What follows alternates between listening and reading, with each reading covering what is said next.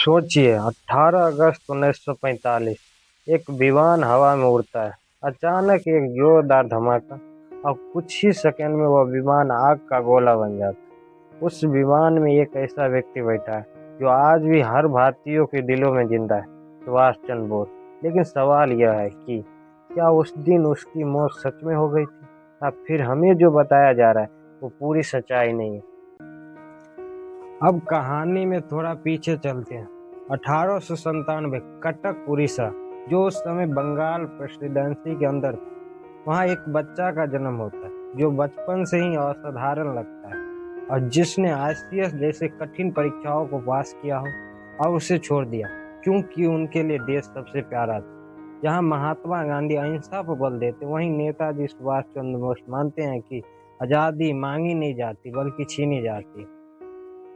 कहानी का अगला पड़ाव 18 जनवरी 1941 रात का समय।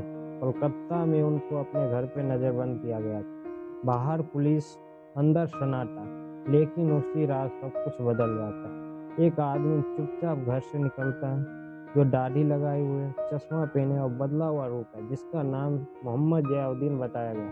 लेकिन असल में वो नेताजी सुभाष चंद्र बोस थे, जिन्होंने 14 खुफिया अधिकारियों को चकवा दिया और निकल पड़ी एक लंबी और खतरनाक यात्रा जो कलकत्ता से दिल्ली, दिल्ली से पेशावर और फिर काबुल और उसके बाद बर्लिन और अंत में जापान जाता है। जापान पहुंचकर उन्होंने आजाद हिंद फौज बनाई। उनका नारा था, तुम मुझे खून दो, मैं तुम्हें आजादी दूंगा। यह सिर्फ एक नारा नहीं था बल्कि एक जज्बा था जिसने लाखों लोगों के दिलों में आग जला दी।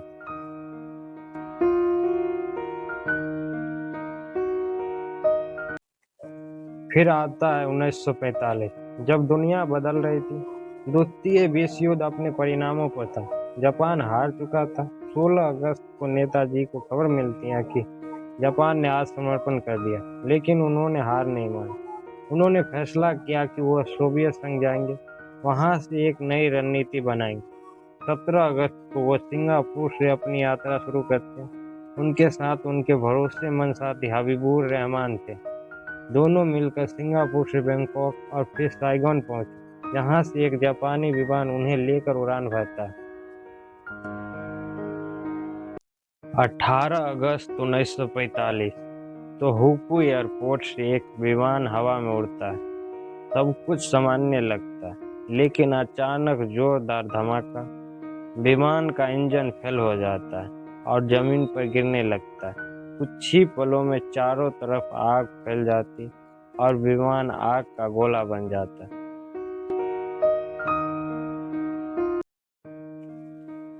विमान के अंदर अफरा तफरी का माहौल मच जाती है। नेताजी पेट्रोल से भीग चुके थे। जैसे वो बाहर निकलने की कोशिश करते, उनके कपड़ों में आग लग जाती। उनके साथ ही हबीबुर रहमान उन्हें बचाने की कोशिश करते और किसी तरह उन्हें बाहर निकाला जाता है।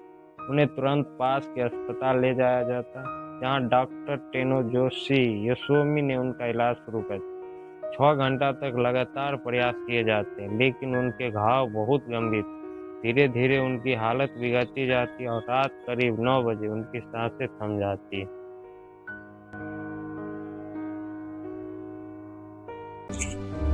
20 अगस्त 1945 को उनका अंतिम संस्कार किया जाता है और उनकी अस्थियों को टोक्यो के रेंको-जे टेम्पल में रख दी जाती है।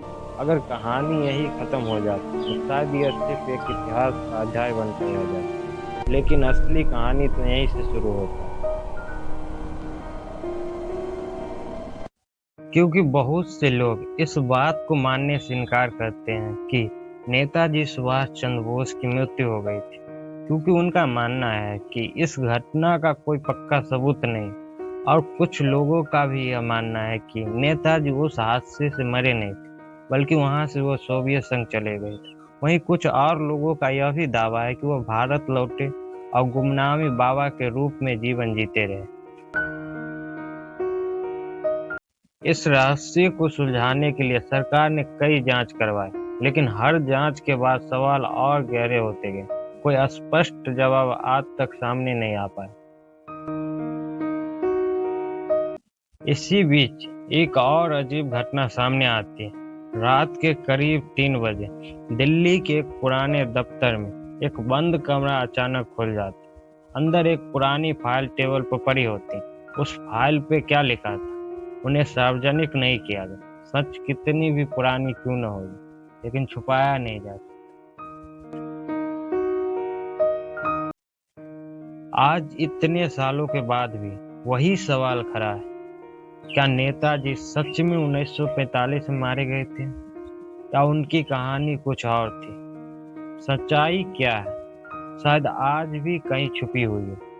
लेकिन एक बात तो तय, सुभाष चंद्र बोस सिर्फ एक नाम नहीं, बल्कि एक ऐसा जज्बा है जो हर भारतीयों के दिलों में हमेशा जिंदा रहेंगे।